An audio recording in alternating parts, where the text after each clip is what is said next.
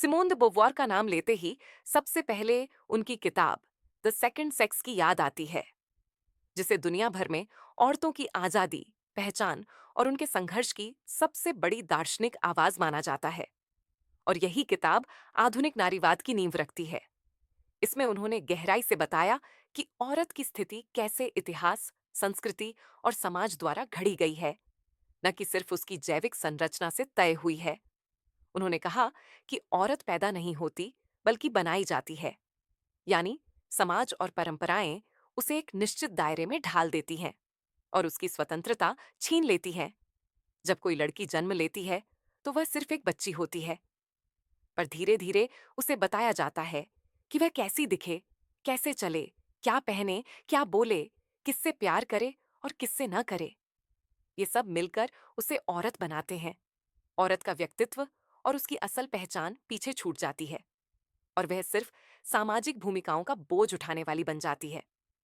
बोववा कहती हैं कि इतिहास में औरत को हमेशा मर्द के मुकाबले दूसरा माना गया है। यानी मर्द को वास्तविक और औरत को अन्य या दूसरा परिभाषित किया गया है। मर्द को हमेशा मानक, स्टैंडर्ड माना गया है, जबकि औरत को उससे जुड़ा हुआ और अधूरा समझा गया है। उदाहरण के लिए भाषा में, संस्कृति में, धर्म में हर जगह औरत को मर्द की छाया या उसकी पूरक के तौर पर पेश किया गया है। यही कारण है कि औरत की स्वतंत्र पहचान कभी सामने नहीं आती।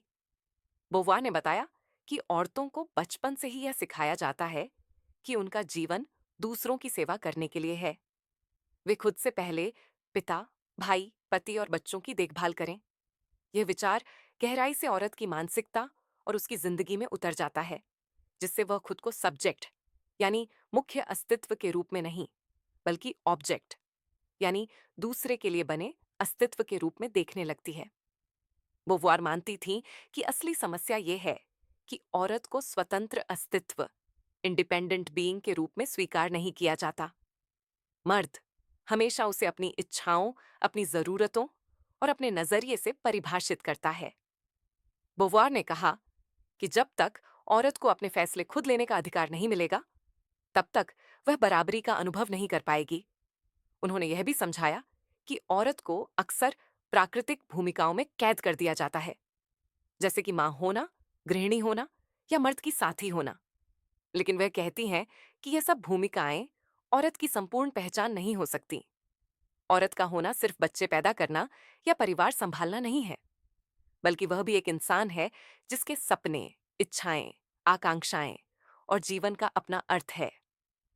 बोववा ने औरत की स्थिति का विश्लेषण करने के लिए इतिहास, जीव विज्ञान, साहित्य और मनोविज्ञान सभी का सहारा लिया और यह दिखाया कि कैसे हर क्षेत्र में औरत को कमतर दिखाने की परंपरा चली आई है। उनका कहना था कि जीव विज्ञान में औरत को सिर्फ उसके प्रजनन तंत्र तक सीमित कर दिया गया। साहित्य में उसे या तो देवी बनाकर आदर्शीकृत किया गया या फिर खलनायिका बनाकर बदनाम किया गया। धर्म ने औरत को हमेशा अधीनता सिखाई और समाज ने उसे आर्थिक और राजनीतिक रूप से निर्भर बना दिया। बोववार ने साफ कहा कि जब तक औरत आर्थिक रूप से स्वतंत्र नहीं होगी, तब तक वह पूरी तरह स्वतंत्र नहीं हो सकती, क्योंकि आर्थिक निर्भरता औरत को मर्द पर टिकाए रखती है और उसकी स्वतंत्रता छीन लेती है। इसीलिए उन्होंने शिक्षा और कामकाज को औरत की मुक्ति का सबसे बड़ा साधन बताया।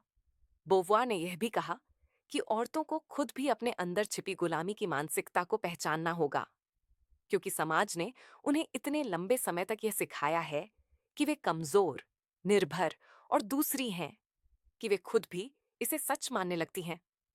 बोववा कहती हैं कि असली आजादी तभी होगी जब औरत अपनी पहचान को दूसरों के तराजू से न तौले, बल्कि खुद को अपनी दृष्टि से देखे और अपने फैसले खुद ले। बोववा ने रिश्तों के बारे में भी बहुत गहराई से लिखा है। उनका कहना था कि अक्सर औरत प्यार में अपनी पूरी पहचान खो देती है। उसे सिखाया जाता है कि उसका असली अस्तित्व तभी है जब कोई मर्द उसे चाहे और स्वीकार करे। लेकिन बोववा मानती थीं कि यह सोच गलत है। असली रिश्ता तभी सुंदर है जब दोनों बराबरी से हों, जब दोनों एक दूसरे की स्वतंत्रता को मान्यता दें। उन्होंने चेतावनी दी कि अगर प्यार और शादी में औरत अपनी स्वतंत्रता खो देती है, तो वह गुलामी का एक और रूप है।